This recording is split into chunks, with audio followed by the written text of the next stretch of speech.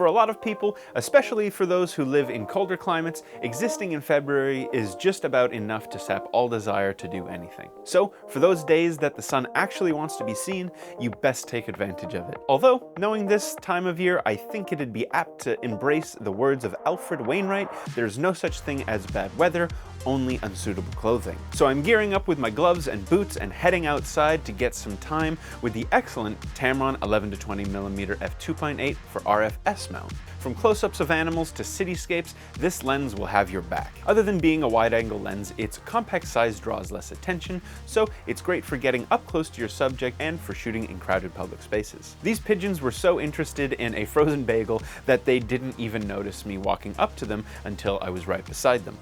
The autofocus is super snappy and takes advantage of all the autofocus features that the R7 offers. It also is completely silent when it's doing this, which is great. However, one trade-off is that this lens lacks built-in image stabilization, and it relies entirely on the R7's in-body image stabilization.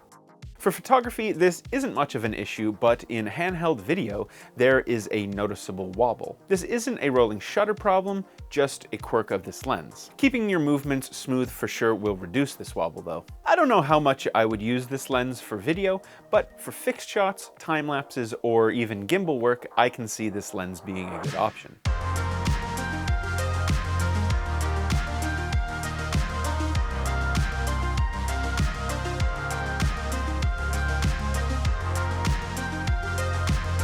And now for something completely different. Shooting in low light is always a challenge, but the 11-20mm with its f2.8 aperture holds its own. Even so, this is where the R7's APS-C sensor struggles. Noise creeps in, details start to soften, and while this lens does what it can, the camera itself doesn't quite pull its weight in these conditions. Even still, I think that you can make some interesting images even if the light is dim. With any wide angle, something to pay attention to is the fisheye effect. Looking at the wide end of 11mm, you can see that the sides of frame are still completely straight. This will help a lot if you're taking photos of buildings, for example. Maintaining those straight lines and angles is important for architectural photography for sure, and a fisheye effect at 11mm would be off-putting in this case. Across the board, the lines stay straight in all directions, and in addition to that, edge-to-edge detail is pretty solid. It's sharpest around f5.6 to 7.1, but you're only really going to notice this if you're zoomed into about 200% or something like that.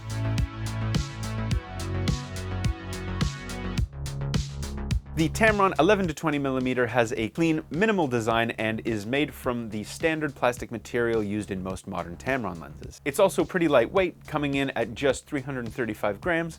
This makes it easy to carry around for long periods of time without feeling cumbersome. One detail that I really appreciate is the inclusion of a autofocus manual focus switch. It's a small thing, but whenever a lens is missing this, it's always a bit of a bummer. The zoom and focus rings are well textured and easy to grip, something that Tamron consistently does well. The manual focus ring feels smooth and precise even when wearing thick gloves, which makes a huge difference when shooting in winter. Something else to make note of, though, is that when transitioning from cold temperatures to warm temperatures, this lens will fog like crazy. I had previously tested it in weather that was about 2 degrees Celsius, and that was enough to have it foggy for about 8 minutes. This might not happen everywhere though. I went from December outdoors to inside a greenhouse with the heat and humidity of a rainforest, so to be fair, that's a bit of a unique transition of climates to deal with. And it gave me a misty look on the photos, so I'm not really too upset. I recently reviewed the Sigma 10-18mm f2.8, and these two lenses are incredibly similar. Both offer the same maximum aperture, and the focal lengths are close enough that the difference is negligible. However, handling is where the Tamron pulls ahead for me. The Sigma is slightly smaller, and its reversed focus and zoom ring positions feel awkward in use. The Tamron is also the more affordable option, which makes it easier to recommend when choosing between the two. It really comes down to price and ergonomics, and I personally find the Tamron more intuitive to use. The Tamron 11-20mm f2.8 Di III-A RXD is a fantastic wide-angle zoom for the Canon APS-C mirrorless format. While it has a few quirks, it delivers where it matters. It's lightweight, sharp, and versatile, making it an excellent tool for photographers who want a lens that can handle anything from tight city streets to expansive landscapes. If you're looking for a solid wide-angle zoom, this is definitely one to consider. Pick one up today at Vistek.ca. See you on the next one. Bye.